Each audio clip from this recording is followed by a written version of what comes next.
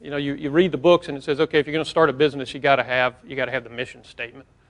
Well, it was years before we had a mission statement, and we had some people internally trying to help write it, and it always came across as this marketing thing, and so I resisted. We don't have titles, we didn't have mission statements, and we still don't really have mission statements. But this was the first thing that we ever came up with that everyone agreed, all the principals agreed, that's what we're about. We're in business to design.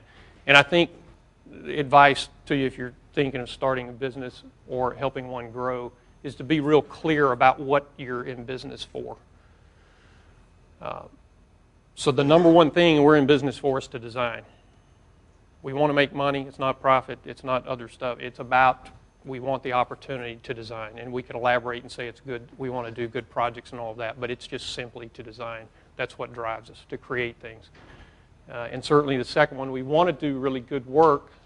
And we've built our firm on the issue of practicing good service to the clients, because they do have a choice. Because we're not selling products, we're selling services, which is it's just a different animal than perhaps some of the speakers you've heard from, where something's created and then it's marketed and sold. We're selling service. And then we aspire to be a place where everyone in our firm can seek their potential. Not everyone's going to be a principal in the firm, but we want them to go wherever they can seek their spot. And we can't always have a spot for everyone, but that's our goal.